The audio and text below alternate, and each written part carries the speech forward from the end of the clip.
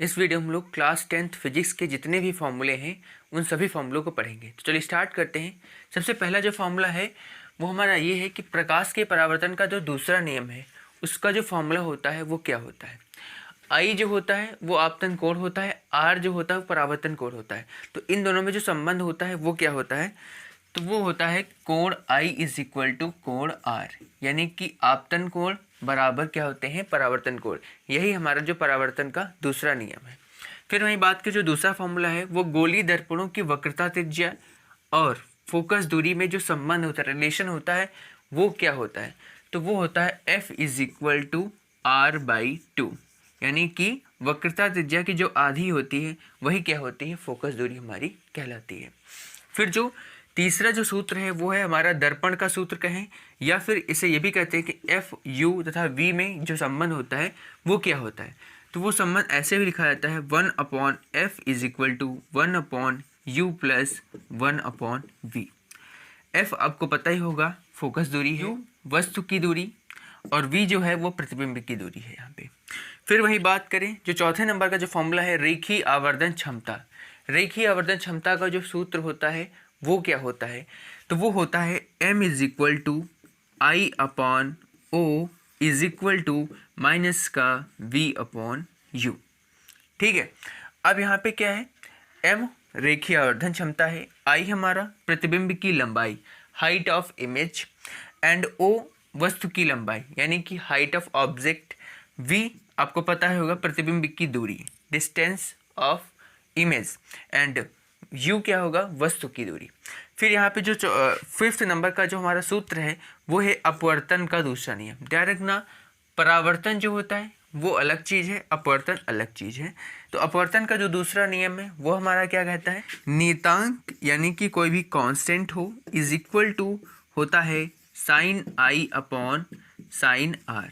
Sign i upon sine r, sine मतलब होता है ज्या, आई का मतलब होता है आपतन कोण, ठीक है, और आर का होता है अपवर्तन कोण। ध्यान रखना यहाँ पे आर जो है वो परावर्तन कोण के लिए है और यहाँ पे आर जो है वो अपवर्तन कोण के लिए है। तो यानी कि हो गया यहाँ से साइन आई को जब एक साथ पढ़ेंगे तो आपतन कोण की ज्या, और ये साइन आर होगा हमारा अपवर्तन कोण की। नंबर का जो फॉर्मूला है वो कह रहा है कि अपवर्तनांक तथा प्रकाश की चाल में संबंध। अपवर्तनांक तथा प्रकाश की चाल में क्या रिलेशनशिप होता है, उस रिलेशनशिप का फॉर्मूला हमें लिखना है।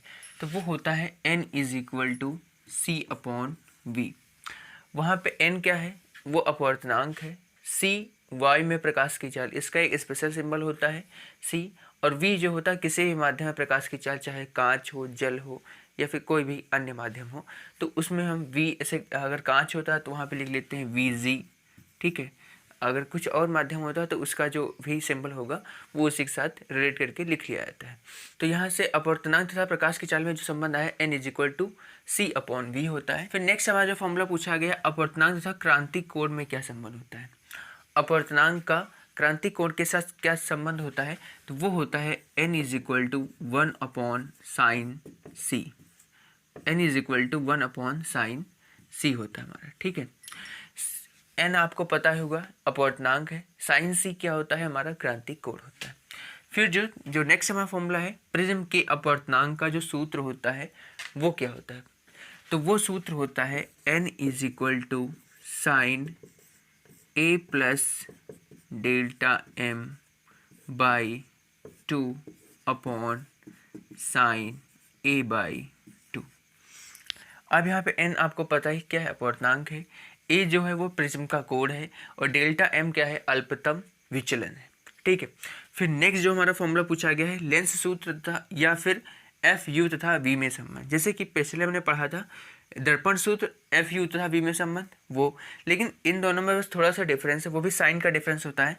इसका जो फॉर्मूला होता है लेंस के लिए एफ यू तथा वी में संबंध, वो ये होता है 1 upon v minus 1 upon u. उसमें क्या होता था, यहाँ पे प्लस होता था दर्पण वाले में, और लेंस वाले में यहाँ पे क्या है, माइनस है। फिर नेक्स्ट जो यहाँ पे ये हमारा u, यहाँ पे v, ये यहाँ पे u है। फिर नेक्स्ट है लेंस के लिए रेखीय आवर्धन हमारा क्या होगा, उसका फॉर्मूला क्या होता है। जैसे कि मैंने पढ़ा था दर्पण के लिए, जो पिछले मैंने पढ़ा था रेखीय आवर्धन क्या होता है, अब यहाँ पढ़ेंगे हम लेंस के लिए, तो उसका फॉर्मूला होता है m is equal to I upon O is equal to v upon u. पिछले में क्या था, यहाँ पे माइनस था, दर्पण वाले में यहाँ पे माइनस था, लेकिन लेंस वाले में यहाँ पे प्लस। जो हमारा नेक्स्ट फॉर्मूला है वो हमारा है लेंस की क्षमता का फॉर्मूला। लेंस की क्षमता का जो फॉर्मूला होता है वो होता है P is equal to 1/f। लेकिन एक कंडीशन होती है कि जो फोकस दूरी है वो मीटर में होनी चाहिए। P is equal to 1/f। यहाँ पे फोकस दूरी मीटर में होनी चाहिए, लेकिन अगर मान लीजिए जो फोकस दूरी है वो सेंटीमीटर में है तो फॉर्मूला में थोड़ा चेंज करना पड़ता है, 100/f होगा फॉर्मूला। यहाँ पे क्या होगा, फोकस दूरी हमारी सेंटीमीटर में होनी चाहिए। तो अगर फोकस दूरी मीटर में है तो हमारा फॉलो होगा P is equal to 1/f। अगर मान लीजिए अगर यहाँ पे जो सेंटीमीटर में फोकस दूरी तो हमारा फॉर्मूला होगा 100/f। फॉर्मूला है वो आवेश का फॉर्मूला होता है। वो क्या होता है, वो होता है Q is equal to NE। यहाँ पे Q तो आवेश ही है, N क्या है, नंबर ऑफ इलेक्ट्रॉन, इलेक्ट्रॉनों की संख्या कितनी है। E जो होता है एक इलेक्ट्रॉन पे कितना आवेश होता है, एक इलेक्ट्रॉन पे आवेश होता है 1.6 × 10⁻⁻19 कूलम आवेश होता है। ये हो गया आवेश का फॉर्मूला। फिर हम लोग पढ़ते हैं विद्युत धारा का फॉर्मूला। विद्युत धारा का जो फॉर्मूला होता है I is equal to Q/T। अब I ये तो स्मॉल भी दिखाया जाता है धारा के लिए और कैपिटल भी दिखाया जाता है, तो इसमें कन्फ्यूजन नहीं होनी चाहिए। I is equal to Q/T। Q आपको पता है क्या है, आवेश है। T हमारा क्या है, वो है समय है। फिर नेक्स्ट जो हमारा फॉर्मूला है वो होता है विद्युत विभव का। V इज इक्वल टू होता है हमारा W/Q।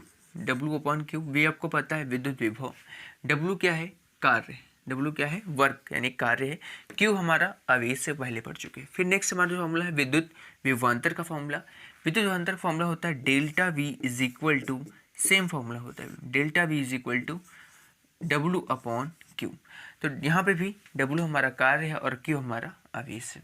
फिर ओम के नियम का जो फॉर्मूला होता है वो क्या होता है, V is equal to IR। V is equal to IR। V क्या है, हमारा विभवांतर है, I हमारा क्या है, विद्युत धारा है, R क्या हमारा प्रतिरोध है, चालक का प्रतिरोध है। फिर हम लोग पढ़ते हैं नेक्स्ट हमारा फॉर्मूला है विशिष्ट प्रतिरोध या फिर प्रतिरोधकता। इसे जो हम इसे प्रदर्शित करते हैं रो से। तो रो इज इक्वल टू, यानी P जैसा एक अक्षर होता है, थोड़ा हल्का टेढ़ा होता है, रो is equal to RA/L।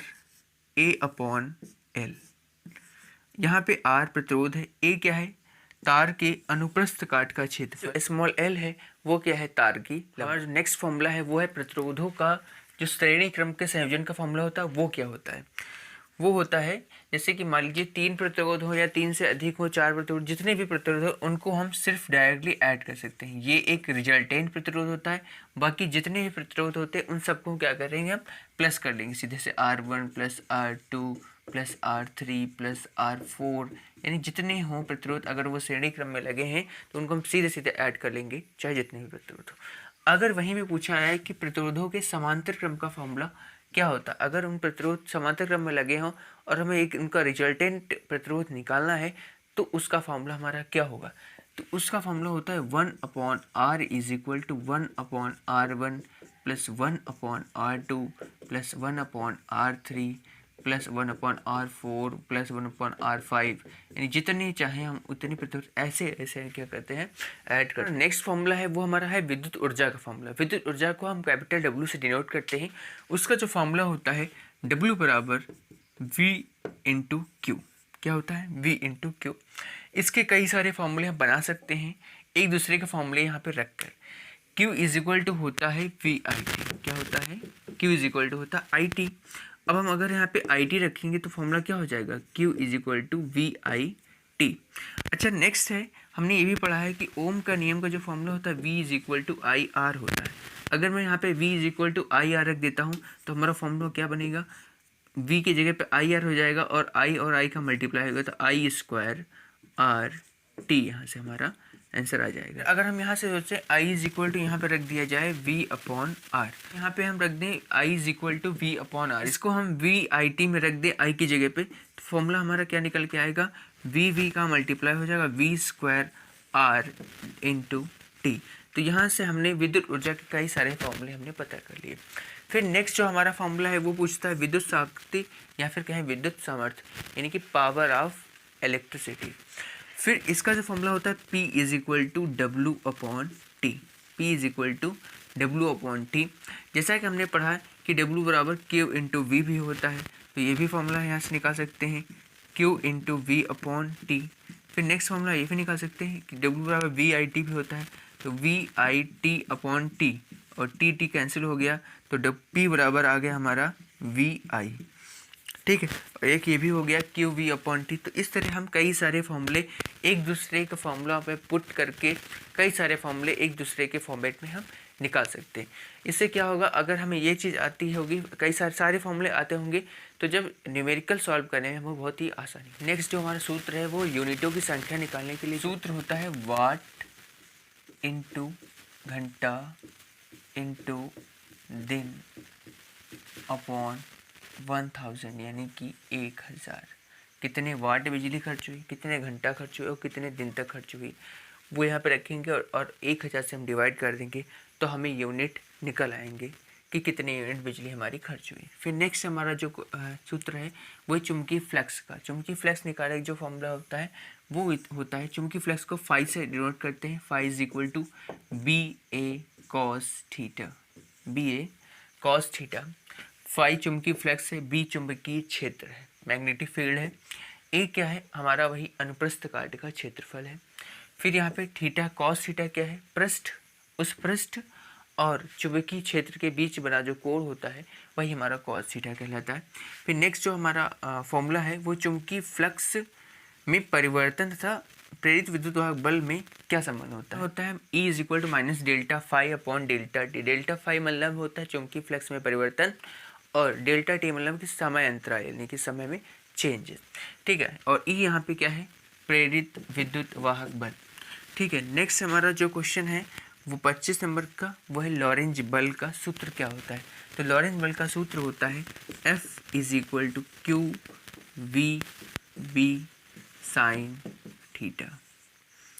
F है लॉरेंज बल, Q आवेश है, V क्या होता है, आवेश की गति है, B चुंबकीय क्षेत्र है, और ये साइन थीटा यहाँ पे कोण है। तो आई होप आप लोगों को ये वीडियो पसंद आया होगा। आपको ये वीडियो कैसा लगा ये हमें कमेंट सेक्शन में जरूर